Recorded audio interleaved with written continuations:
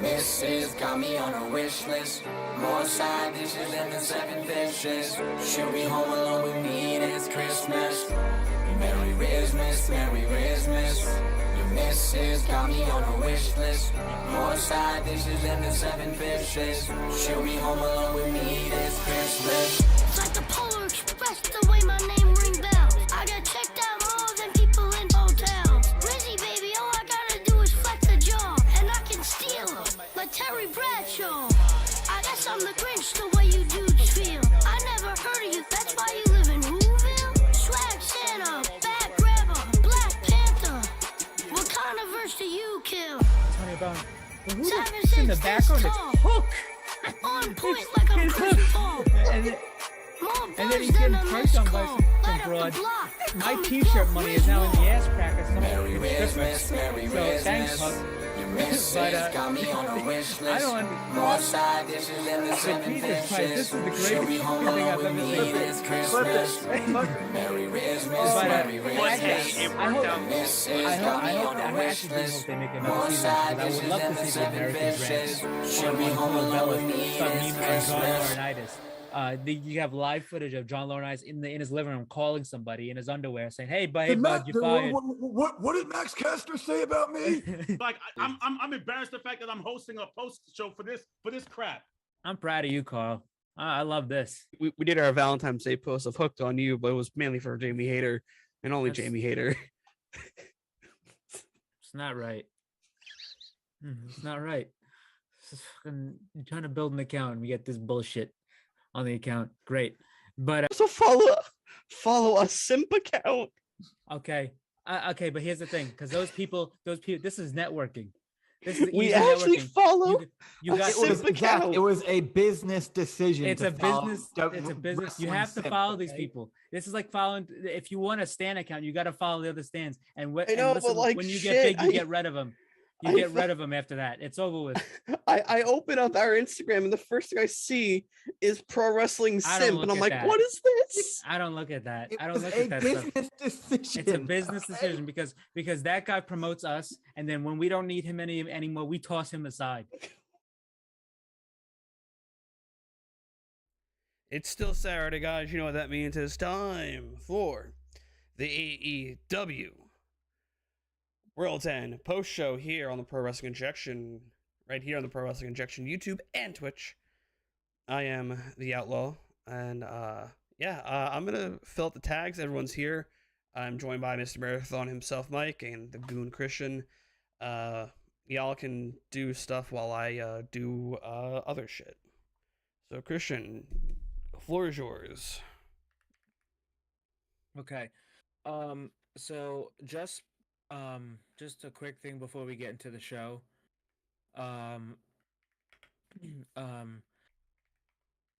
There's just a couple of quick news things regarding the show tonight. Is that just as per Sean Rossappa Fightful, Bryan Danielson is backstage at AEW World's End tonight and has continued working with the company post his surgery. So he's in the back as just doing backstage stuff, which So he had the surgery. I assume so. Well, no, because last update I heard a couple weeks ago, it was like he was trying to go the stem cell route, Oh, okay. and So, he hadn't yeah, had it yet. So yeah, I'm not sure, but yeah. I so mean, he could have had. he I mean, I yeah. could have completely missed that. And also, two former WWE talents who's caught 90 days. No, actually, excuse me. Only one former WWE talent whose 90 days are gonna be up soon, and one TNA free agent was backstage tonight at World's End. One of which was AJ Francis, formerly known as Top Dollar, and he from TNA. Actually, I mean, if you only remember him from WWE, I mean, he was complete garbage, but he actually had a pretty good run for himself in TNA. I mean, it was what it was in WWE, but I mean, in TNA, he actually did have. Hey, actually not bad. he can do shit with Caster. Yeah, I mean, Swerve is obviously used to be with Swerve, in Hit Row in WWE, and the other talent was Baron Corbin, who was backstage, which this is out of all those releases, this is the one I expected because he is actually very very good friends with MJF, um, and that's documented on Twitter and stuff like that. But Baron Corbin, I could really see him doing something with MJF, being his heater or something, because nobody likes him. At that that would just be the perfect spot for him. But Baron, I always said this about Baron Corbin. Baron Corbin's a very very good wrestler. Like Mm-hmm. he has one of the greatest move sets that I've ever seen. Like just complete move sets. He's for a guy his size. It's just a great move set. It's just everything else about him just never worked. The best thing he ever did was the Lone Wolf and the bum ass Baron Corbin character. So if they could do something with Baron Corbin, like unlock his talent, through like just character work, the move set's already there. So it's like everything else would take care of itself. It's almost reminds me of what happened with Roddy. Roddy was a guy who really never had a character or really that big of a personality. Uh, Before AEW, he was just one of the really really good wrestlers that any company had. And then he came to AEW, so he this is the most character Roddy had ever had. Uh, with the neck brace stuff, the neck strong, with the whole storyline with that. That was the most character Roddy ever had in his career. And Mhm. obviously he could wrestle, so everything got put together and he got over. So uh, that's just um, that's just a little quick little thing right there. But that brings us into the show. We started off with the pre-show. Just quickly going over this, we had Tony Storm versus Layla Gray. Tony Storm, Rookie.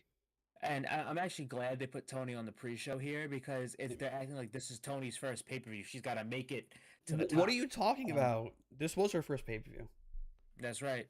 So Tony What a debut. Storm What a win. defeated Layla Gray.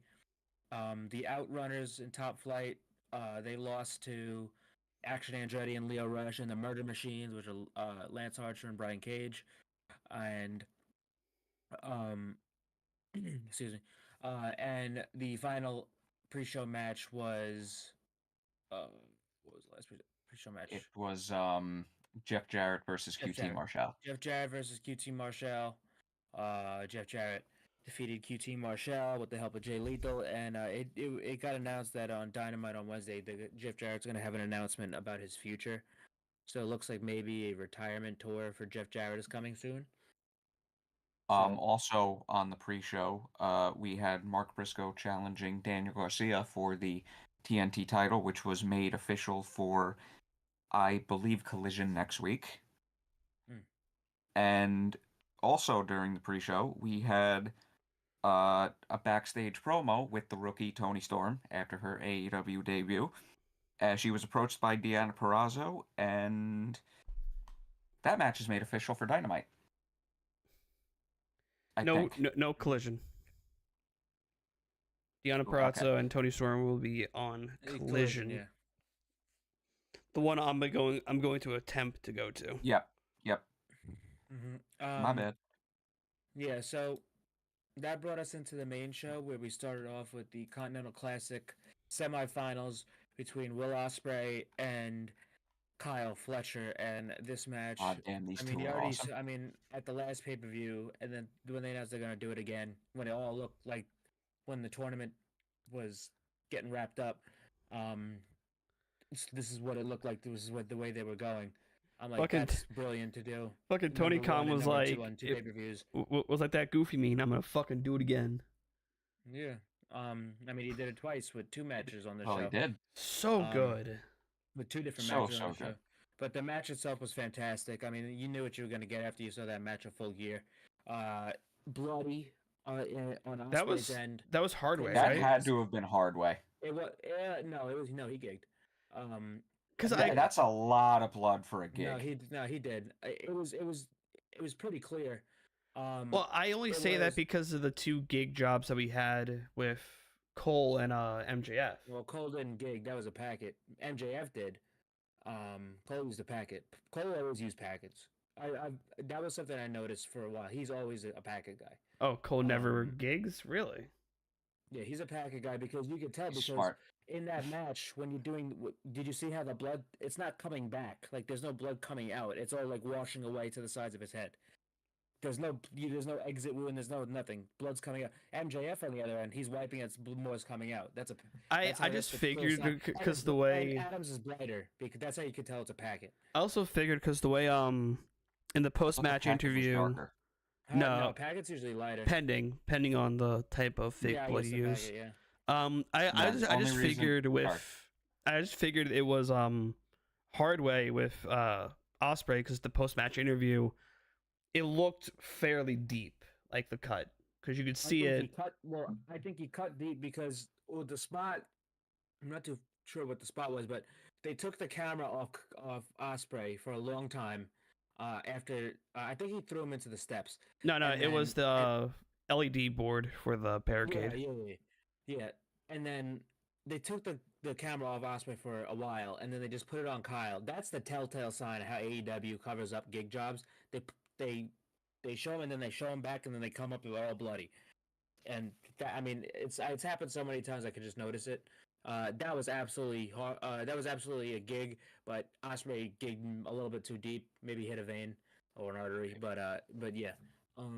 The only reason I ask if the packet is usually darker, because didn't Arn Anderson use the packet once for his mouth, and it was like really dark? Well, yeah, because I mean, that's in your mouth, so I don't know if anything changes with that, or what type of packet, but because they just did one on NXT with a packet, and it was really dark blood that coming out of my mouth, so I'm not sure. But don't know, maybe different I ones, know maybe. on their head, like Adam Cole's, it was a square on his forehead. I mean, that was telltale that this was a packet.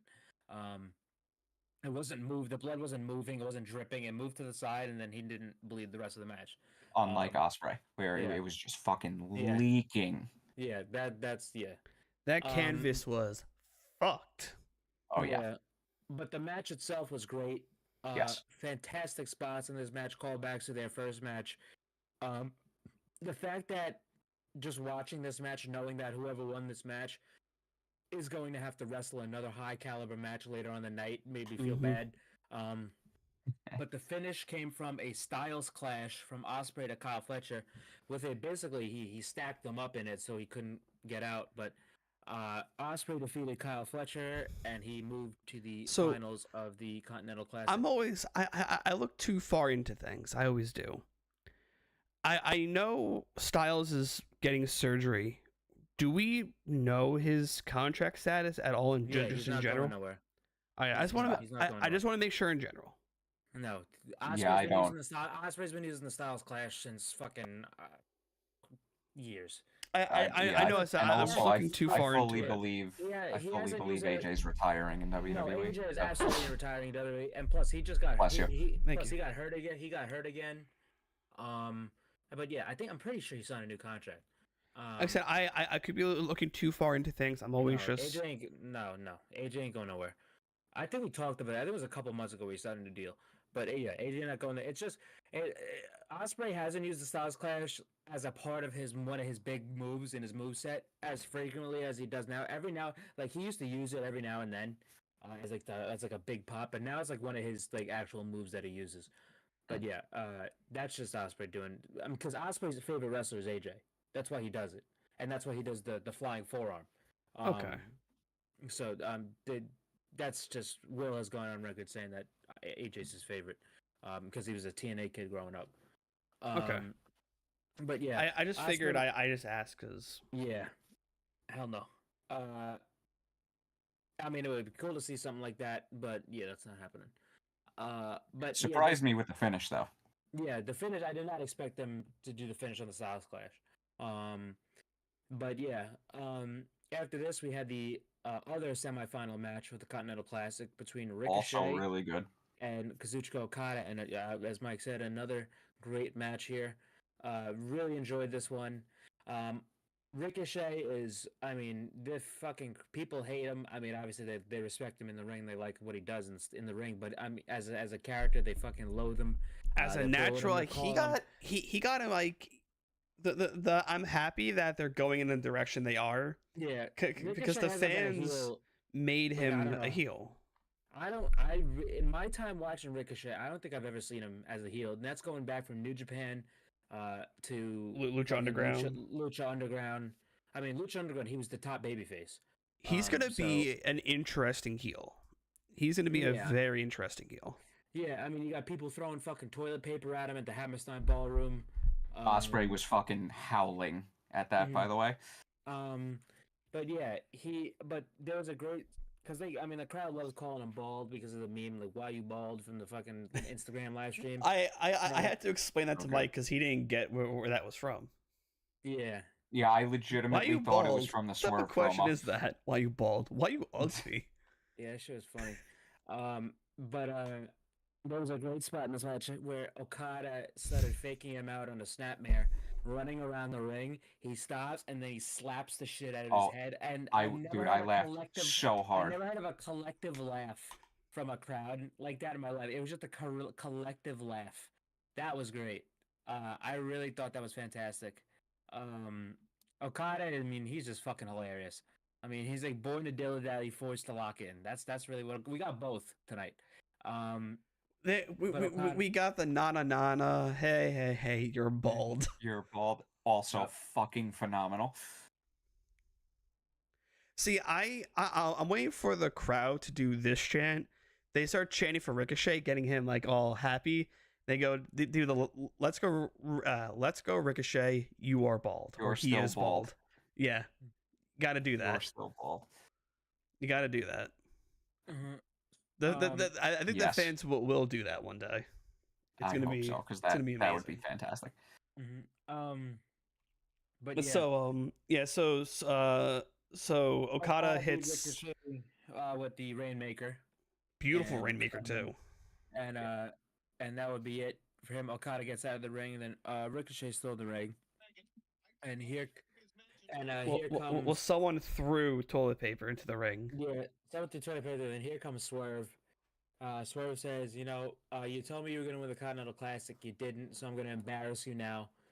And then freaking Prince Nana comes out with a fucking wagon full of toilet paper rolls. They start handing them out to the people in the crowd, and then they say on the count of three, we're gonna wish Ricochet a Happy New Year, and they said 1, 2, 3, Happy New Year. They all throw the fucking the toilet paper into the ring like streamers. Happy New Year, Trevor. Yeah, and Oh, that was fantastic.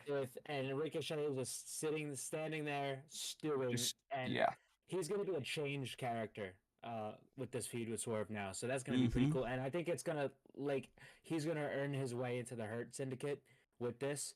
I think that's how it's gonna go. But I also want to say this is a little thing that a lot of people might not notice, but I did just because of Prince Nana. Prince Nana at both All In shows put Jimmy Rave, who was a former Ring of Honor wrestler who passed away a couple years ago, his jacket on Swerve for both his All In matches, like that big, like fancy jacket. Well, Jimmy Rave was the first person Nana ever managed in Ring of Honor, and in Ring of Honor, Jimmy Rave, instead of the streamers, people would throw toilet paper at him. So it wouldn't surprise me if Nana pitched this, and because he already's done it with Jimmy Rove, with the toilet paper streamers. So that's where I suspect this came from, and that's what I remember hearing about. So do you think probably after Hammerstein, Nana was like, "Hey, can we capitalize on this?" I wouldn't be surprised if it was like they just gave, there was plants in there. I don't know. Mike was there, so I don't know if there was plants in there throwing shit, because I don't know if they want people throwing stuff. It was probably plants, because there was quite a number of them. Okay, so yeah, so probably plants. And I also, if somebody, I don't know, I just wouldn't think people would bring toilet paper, but I've been wrong before, so. Yeah. I would like to truly believe that it was like a happy accident. People brought toilet paper. Yeah, a happy that accident. Actually makes sense. Yeah. It was. Well, I mean, it is Hammerstein Ballroom, so. Yeah, but I think they would rather bring streamers than toilet paper, because that's like a very Well, I get that, but I would like to think a happy accident. It could have been this, like someone brought streamers, and they got taken The away. reason I don't- And then they reason I went think to the it's like- bathroom and was like, fuck it, I'm gonna take the toilet paper out of the bathroom. The thing that makes me think it's a plant too is that the person who threw the shit at Swerve today, it's like, yeah, it was probably just the same people who did it at Hammerstein. But anyway, this is gonna be a great feud. Oh yeah. Oh yeah. Just like how we very excited for thought that. Penny, just how we thought if it wasn't for the injury bug that plagued the story, how MJF was going to be a completely different type of fucked up person after Adam Cole turned on him. I think right here we're going to see a completely different version of Ricochet that is probably going to really help his career. At this point, not to say his career was bad at all, just to think it's going to help him get a proper footing here in AEW. But yeah, Pretty good job so far. Yeah, well, that's the thing. I think a lot of people say, "Oh my God, Ricochet's buried," but I'm pretty sure this was the plan. Like going forward, like for a couple of months ago with him talking on the interviews, I'm pretty sure this was the way things were supposed to go. And a lot of people just are talking in bad faith. yeah. But Oh yeah. but anyway, Oh yeah. after this we had the Tijuana street fight In Florida. between Mariah May Yeah, close enough. and Thunder Rosa. And this is pretty good. I enjoyed it. The second half it was kind of rocky because I think they got lost in one spot. But Mariah was great in the match with her heel work, taking Thunder Rosa's father's cane, fucking mocking him. That was funny.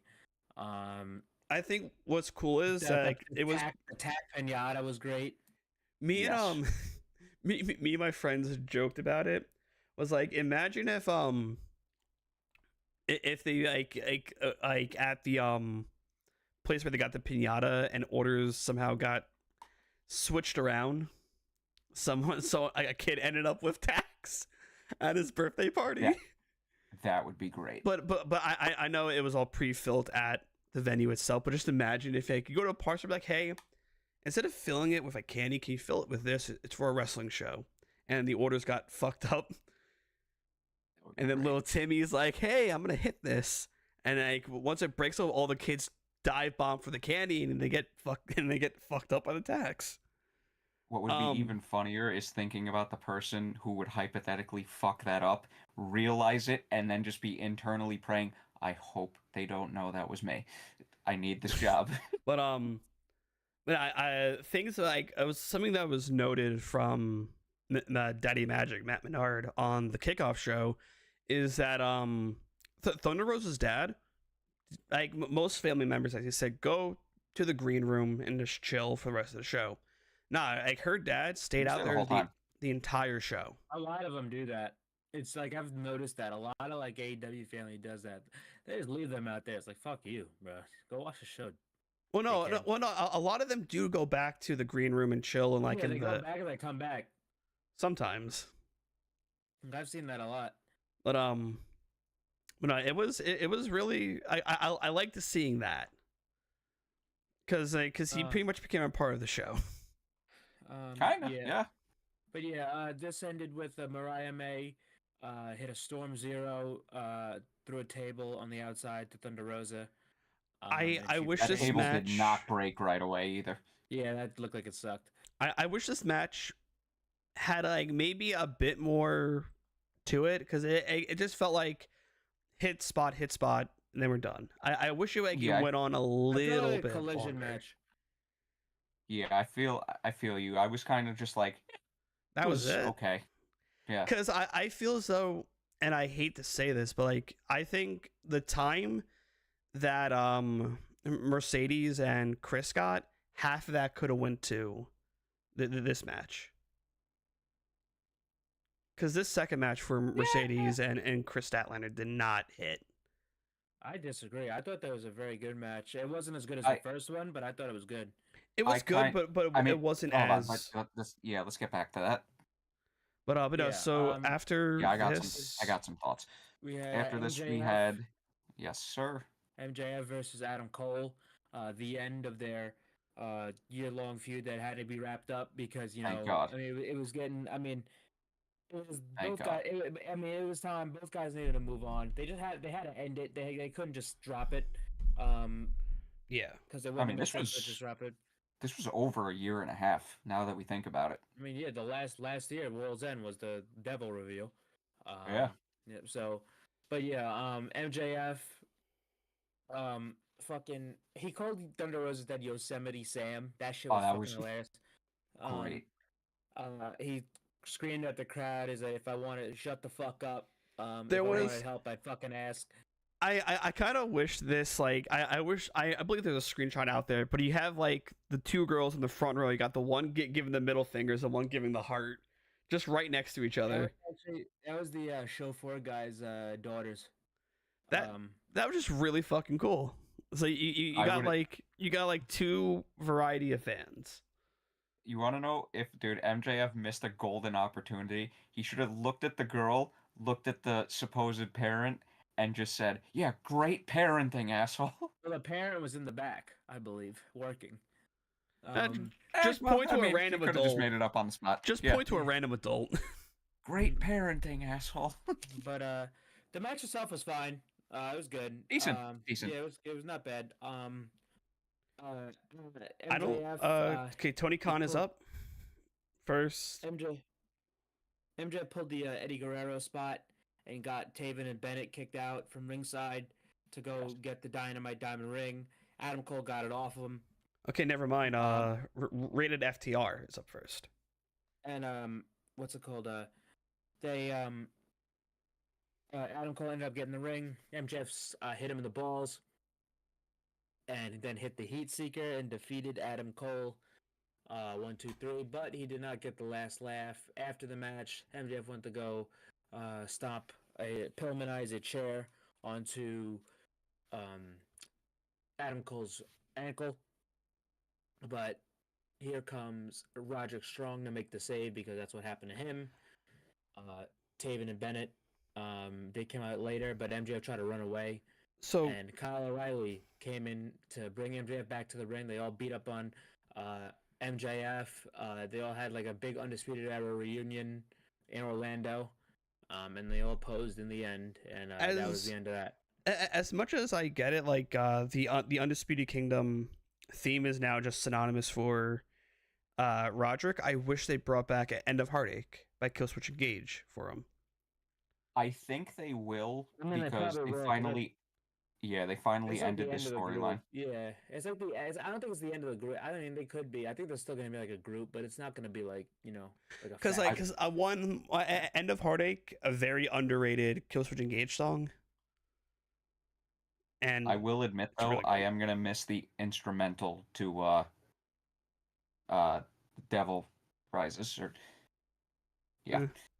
Well, Taven and Bennett probably just keep it. Well, I Yeah. mean, I like the dun, dun, dun, dun, dun, dun. I like that. What's it called? But yeah, after this we had Hobbs and Takeshita. Powerhouse Hobbs and Konosuke Takeshita. This was pretty good. I man wished match. Hobbs got it though. I think No, Hobbs absolutely needs not. something. Absolutely not. Hey, what did I tell you in the Takeshita pre-show? Absolutely not. Takeshita has to wrestle Shingo Takagi in the Tokyo Dome for. Yeah, the I completely international title forgot next about. week. I completely forgot about their Uh, match. I didn't even know about that. Fuck Yeah, you. absolutely not. So yeah, so basically, the stipulation was that at Wrestle Dynasty, which is coming up next weekend, Wrestle Kingdom and Wrestle Dynasty, that fucking so the match itself was gonna be for the international title, and the never openweight title, because Shingo's also the never openweight title, Mm. never openweight champion, excuse me. But yeah, so the match, so the match at Wrestle Kingdom, I mean Wrestle Dynasty. So Wrestle Kingdom, Wrestle Dynasty, Wrestle Dy- Kingdom. Yeah. So Also, side note, people who are interested in seeing Kingdom and Dynasty, just subscribe to New Japan World. It's a lot cheaper than buying Yeah, the both on bundle Triller. on Triller. So yeah, so what's gonna happen is with Takeshita, is that him and Shingo are going to wrestle at Wrestle Kingdom, not Dynasty Kingdom. And it's going to be for both the international title and the never openweight title. Ooh. And then the next night, the winner of that match is going to defend those titles against Tomohiro Ishii at Wrestle Dynasty. So they needed to keep that belt on Takeshita, because that stipulation would have been kaput if he lost tonight. That's right. Yeah, Dynasty is is next Saturday, right? Dynasty's on the 5th. It's on Sunday. Hold on. I thought it was the 4th. The 4th is Saturday. Dynasty's the 5th. It's the weekend. Saturday and Sunday. But anyway, yeah. You got Kingdom the 4th, Dynasty the 5th. Gotcha.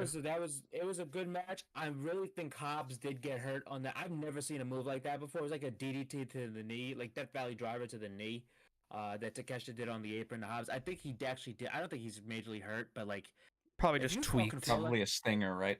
It's not even that. If you're falling on your knee that fast, that on that part of the ring from that velocity, you're absolutely gonna be gonna be fucked up. I can attest to something that's if you bump your knee on the fucking table, it hurts. Imagine doing that shit. Well, similar situation in a way. I was rolling down a hill, launched myself with both my hands up, braced myself with both my knees, fell flat on the ground, and I was about like 2 feet in the air. So when you hit both your knees, falling down at a very fast rate, you pretty much are like just unable to walk properly for like an hour. But yeah, very. I thought it was very good, like horse fight. Yes.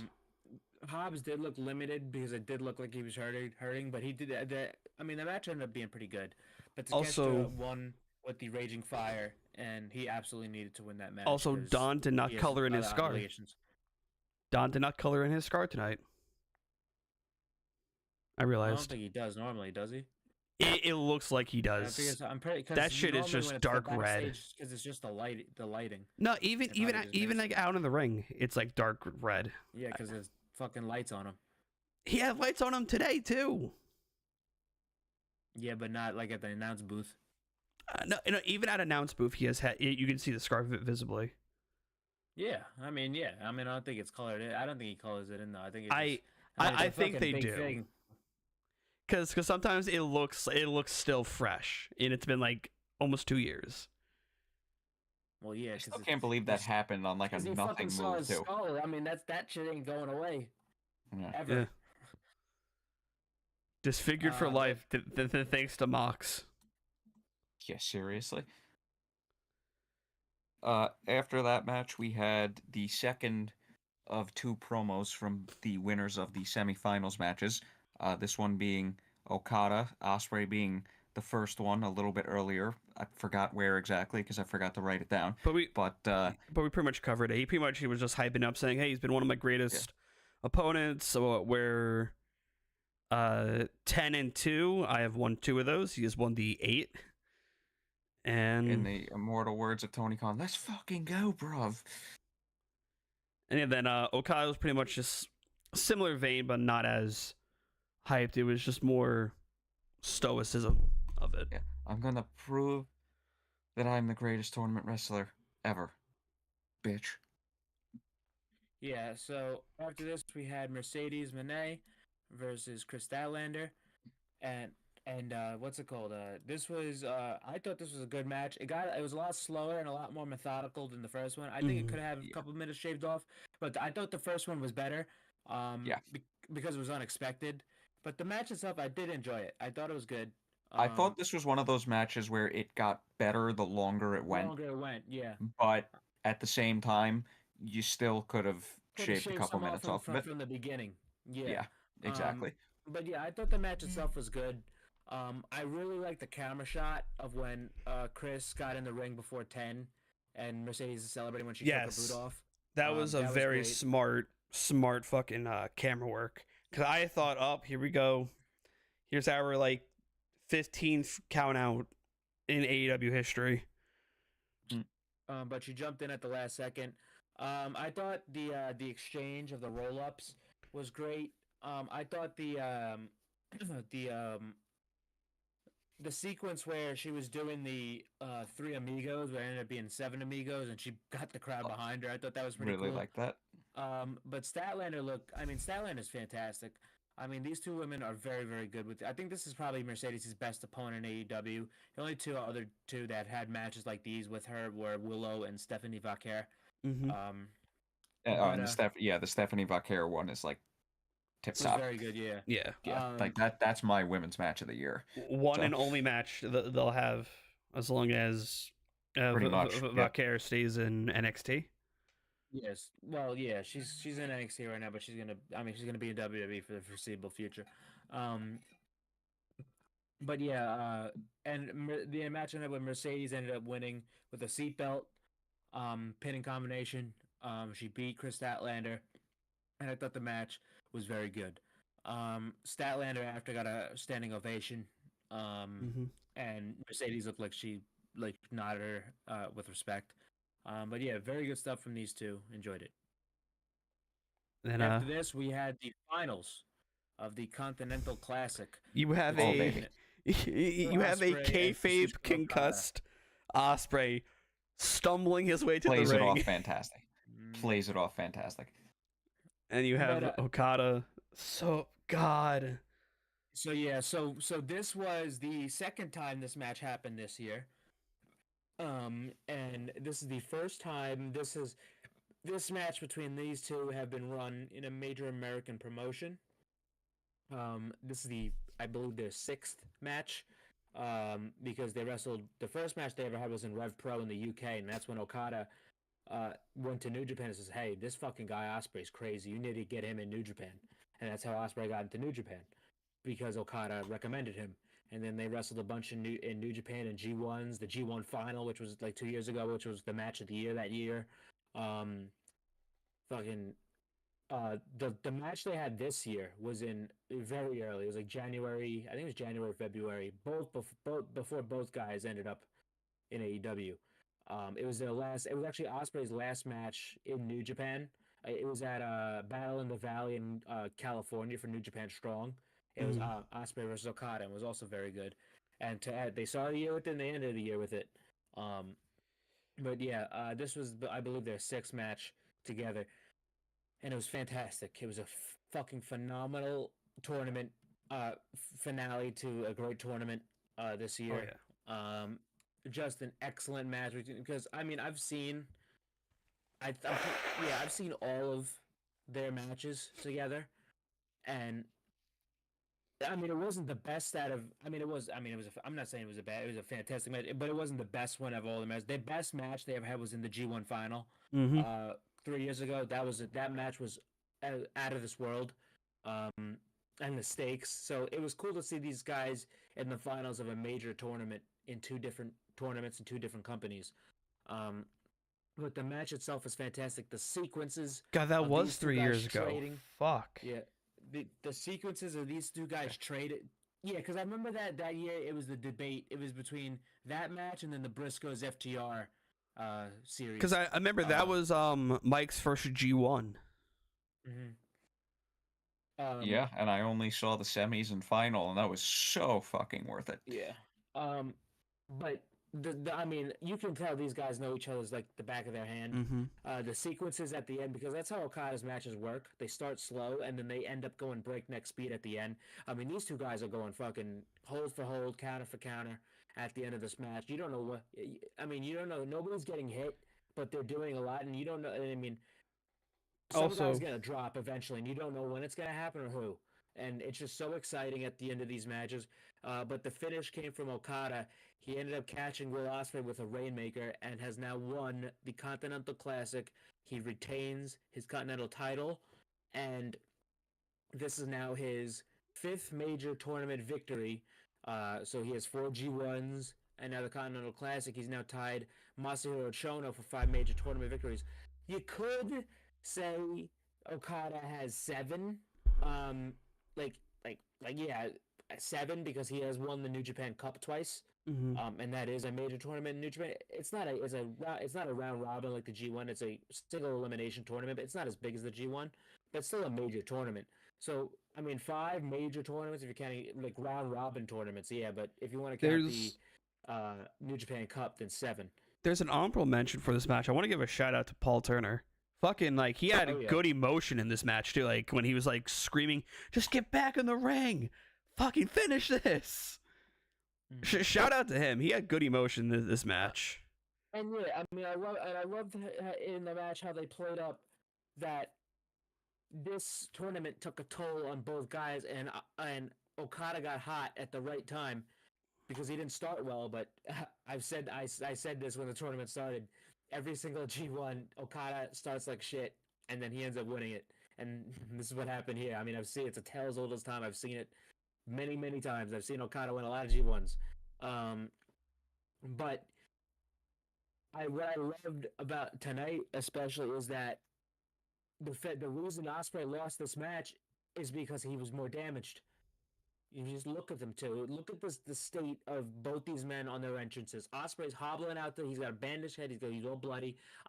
Okada, if somebody just started watching the show from that match, you would have thought Okada didn't even wrestle. And it was just battle damage. Was the story of the match. Ospreay, this tournament and the night, the semis took a bigger toll on him. He was more damaged, and Okada had less damage. He got hot at the right time, and he caught him.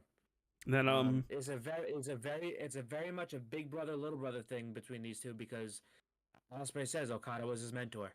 But Okada wins. It's exactly what I thought was going to happen. He keeps the Continental title, and I don't think he's gonna drop the Continental title until either July or the next tournament. I think he's gonna have it for a long time. Then after this, like the music was playing up and down, and then just before that, I also think that Fletcher is gonna get a shot at the Continental title. Oh yeah, because he was the only person to pin Okada during the tournament, and in the G1, whoever has titles, whoever beats whoever, usually gets a shot after. That's why Mark Briscoe is getting a shot against Garcia. So I think he has a defense against Kyle coming up, which that match was great the first time they had it, so I'm excited to see it again. But yeah, I think that's that. I'm pretty sure. Garcia tied with Drew with him, so I don't think that's necessary. But I think Okada, I think him and Fletcher is the only defense he's gonna have out of the tournament. So this was before we get into Christopher Daniels coming out and then the Omega. Me and Mike also had thought about this. I think it was after the show. Imagine if this final was a fatal 4-way. Each semis ended in a time limit draw. Would that have like enhanced a little bit? No, because they had a fatal 4-way in the main event. That's true. Fuck.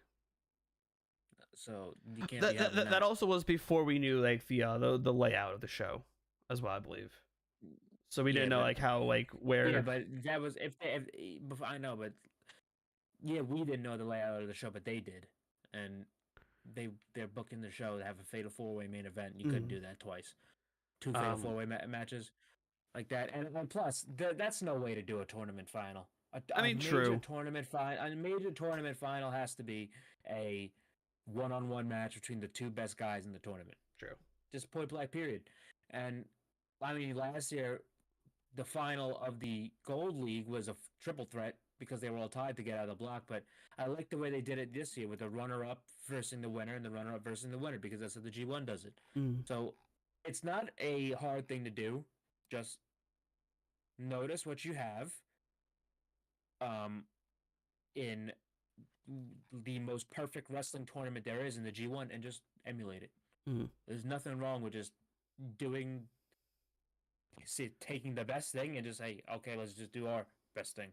But so after this, Christopher Daniels CD comes out and goes, well, I'm no longer an EVP, so I can't give you this title. I can't I can't give it to you, but an EVP is here today. And then cued Battle Cry. Oh my Yep. fucking god. Very happy. Kenny Omega He looks has great. finally returned to AEW. I expected this. I knew that there's no shot that this guy is going to not show up in the place he lives, which he lives in Orlando, Florida. He also has a And house in North Carolina too. And his North first Carolina. appearance was not going to be for New Japan. Yeah, no, it's gonna be for us in for AEW. returning. But yeah. So Kenny, he comes down, he grabs the Continental title, he presents it to Okada, which this gave me chills because if you know anything about me and what I said, those are my favorite matches of all time. Him and Okada. That's what made me fall in love with wrestling. I mean, I watched wrestling for years, but I didn't love it until I saw those matches. I didn't know about anything I'll never- outside of I'll never WWE forget till the then. day, the January 4th, Wrestle Kingdom 11. That match, watching it the day of, I'm like, dude, this was fucking out of control. This is the greatest thing I ever saw. But I'm very excited to see these two back in the ring together. Gave me chills. They stared at each other, and the shot was very deliberate to have the AEW All In Texas graphic in the background, and that's what it was supposed to be this year. If they thought when they thought Kenny could have been back by Wembley, it was good. They were gonna do Okada and Kenny at Wembley, but they're just gonna hold it off another year and do it in Texas, which I think that's the best place to do it. I mean, If that But if that show's not sold out yet, it's there you go. It's not gonna. So that show's not gonna sell out. But I think with that match alone, that's gonna bring in a lot more people. Yeah, I don't. It'll probably move a couple thousand tickets. It'll move tickets, but it's not gonna sell out. But what's it called? I don't know if you main event. See, it's for the Continental title, so it probably will be for the Continental title. So I don't think you main event the show. I think you do. I think you do. Well, I wouldn't blame them if they did. That's the thing. If it was up to me, I would. I would absolutely. It's the greatest match series ever. This is the greatest. This is like fucking Iron Man and Captain America. So I would main event the show with that, but I'm telling you right now, they will not. Because number one, the AEW title is going to be the main event of that show, and if Kenny or Okada isn't the champ, then that's not going to be the main event. It's not. It's just not. So we have 7 months out from this. I don't know how you put that. I don't know how you put that match together and not have it in the main event. That's part of it to me.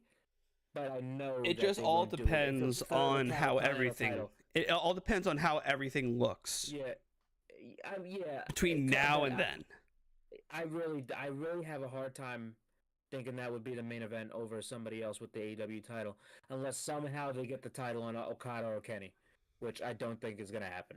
Because I think before that show happens, the title's going to end up being on Darby Allin. But anyway, that is heavily being teased for that show, and it's going to happen, barring unforeseen circumstances. That match is going to happen on that show. Yeah. So. Also, Kenny looks great. Kenny looks fantastic. Looks healthy. Yeah. He looks healthy. He looks nice. He looks. I can't wait to see him next week in his first match back against Gabe Kidd at Wrestle Dynasty. That is going to be fun to watch because Gabe is one of the most fucking crazy ass fucking people. And if you watch the promos leading up to this match, they've been fantastic. So very excited for that. But after this, that brought us to the main event. Do you guys? So I'm not sure if you guys know this. So with the simulcast on Max, are they gonna go commercial free on Max? No, probably not. I doubt that. Think so. Because maybe because there's isn't there subscriptions on Max with ads? Maybe if you have the no ad subscription on Max. That's what I have. Then probably, I guess. I'm I not have sure. no clue which subscription I'll try. I have. I mean, I think I was gonna watch it on Max for the first episode just to see how it was, just to try it. So I mean, I guess we'll see when it. Yeah, we'll be your we'll be your honest review of that. But yeah, that brought us to the main event for the AEW World Championship, between Hangman Adam Page, Orange Cassidy, Switchblade Jay White, and John Moxley. And yeah, Moxley he only Great came out match. with Marina, but Claudio and Wheeler they got involved quickly. No pack tonight. But Claudio and Yuta did get involved. Um, but yeah, the match itself it started on the outside. They were fighting in the crowd. Then it got in. Um, I thought that I mean I like the dichotomy between all four of the guys, and because these are four guys that are like very different, and I mean they're all fantastic in their own way. I mean four egos out of control, four different personalities that are clashing. They can't work together. They can't coexist. Um, but the thing was here, I thought the match was good. It wasn't. It was good, not great. And I wish to me it should have had more time. It ended at 11:30. Mm.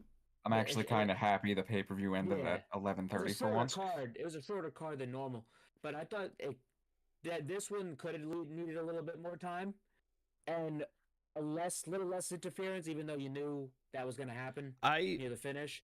But the thing, my biggest complaint about it was, which it wasn't the fault of any of the guys, that it was really predictable. They were not taking the belt off Mox. I mean, Yeah. there was no drama to the fact that here look at Jay White's near fall or Orange's near fall or Hangman's like none of these guys are fucking winning. Um, but yeah, the match itself was fine. It ended with Wheeler and Claudio getting involved. Jay White ended up hitting a Blade Runner on Marina Shafir, which that was funny. That was cool. It popped the Finally. crowd head. Popped me. Yeah. But after that, the finish came from Moxley. He hit he kicked Jay in the balls, or something, Yeah.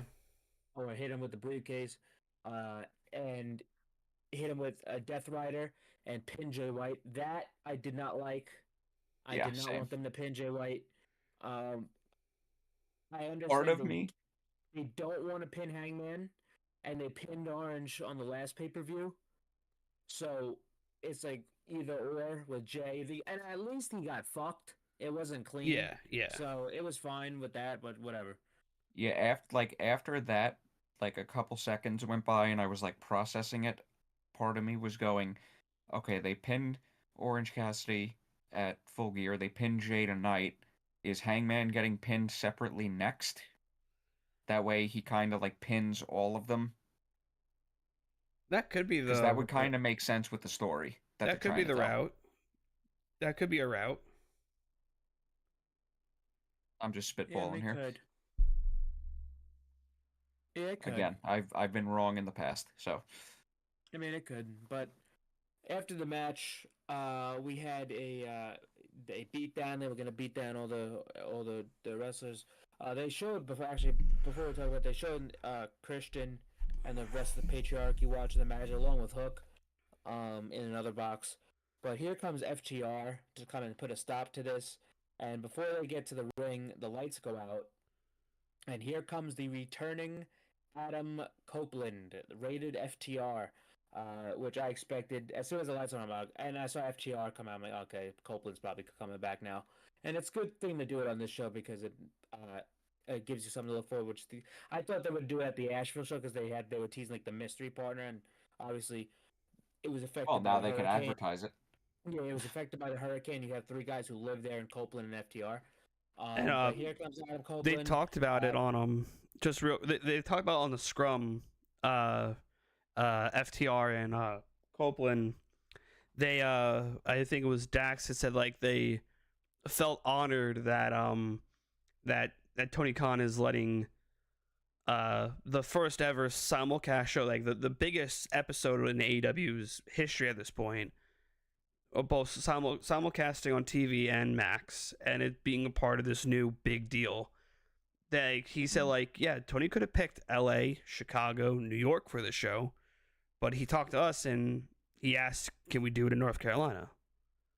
And lo and behold, that's where we got. And that's great too, because the revenue from the show is going to go towards the disaster relief, which is fucking awesome and very, very noble of them to do that.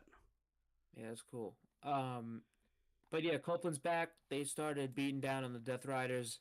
Um, they got Moxley alone, and then Copeland broke a bar off of the steel chair, and then put it in his mouth uh for this like submission. I forgot what it called it. Crossface, really.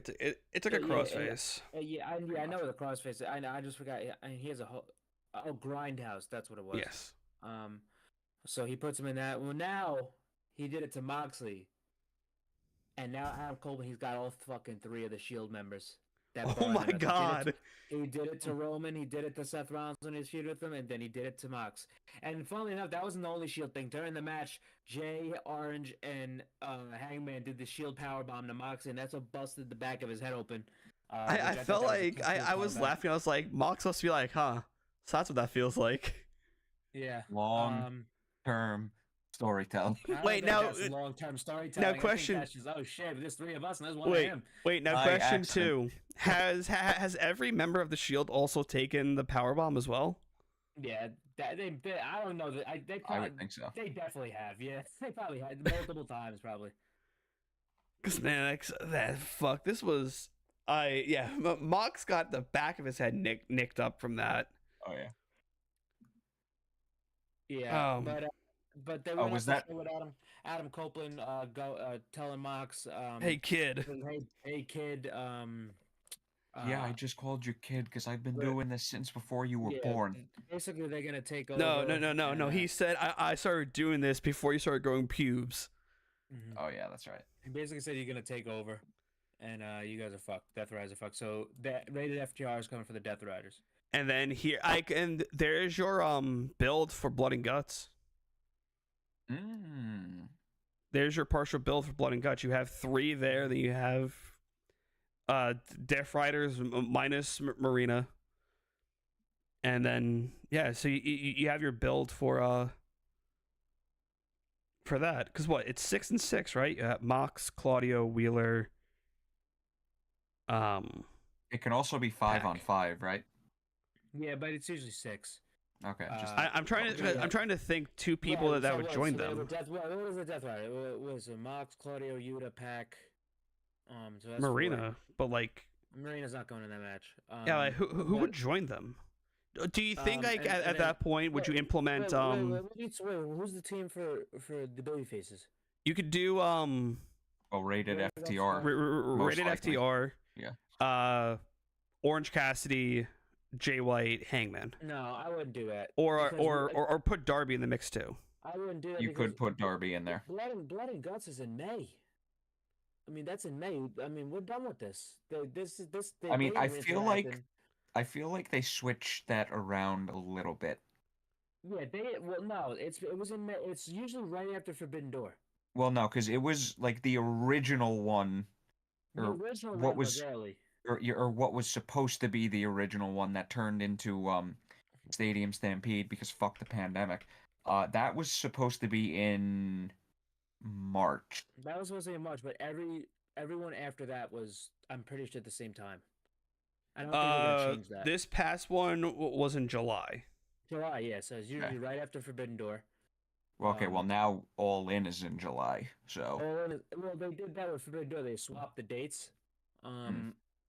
So All In's in July and now Forbidden Door is in August. So they could do it right after All In. Or they could just push it back till after Forbidden Door. But yeah, they're not doing it this early. And Orange, Jay, and Hangman are going to be done with this.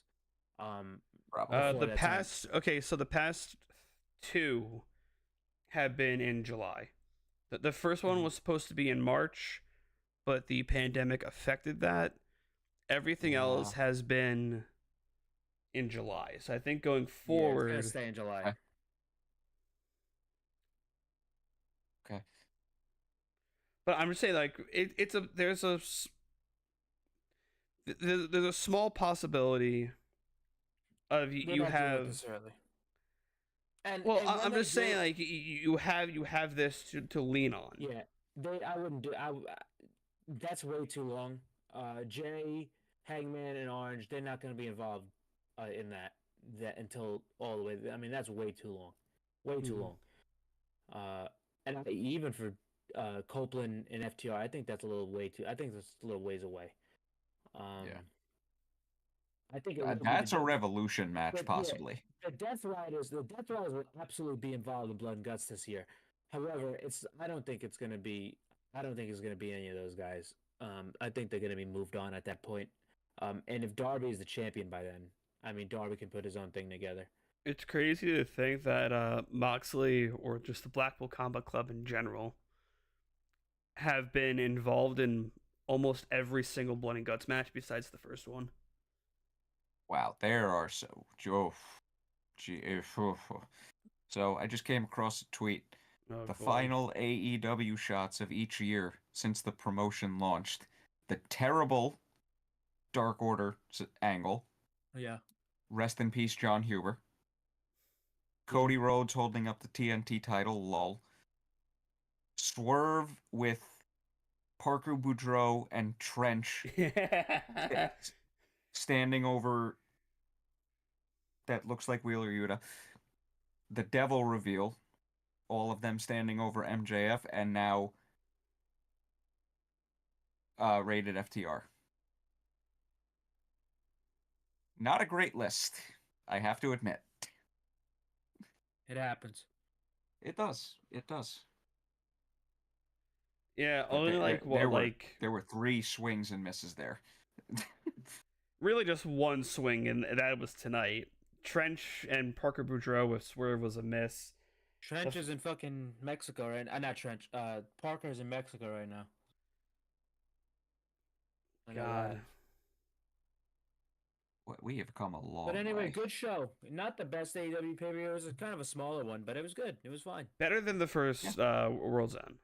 Yes. Yes. That Continental Classic matches completely took over the show. That was the real highlight of the show, was the Continental Classic stuff. Yeah. Oh, yeah. And also, just call me Nostradamus. Perfect predictions and new AEW, Pro Wrestling Injection Predictions Champion, Mr. Marathon Mike. Thank you very much. I can't believe I actually got all of them right for once. That hasn't happened in a while. Weird. Rest of the week. I will give it to Osprey, because fuck, that was a great fucking match. Him and Fletcher tore that fucking ring up. Seriously? Well, I mean, I gotta give it to Okada, because just I mean, the semifinal was very good, but that final was just, oh my god. Whew. I'm gonna give it to Kenny Omega. The GOAT is back. Also, AEW Revolution is going to be at the Crypto.com arena. I love the nice. redesign for Revolution.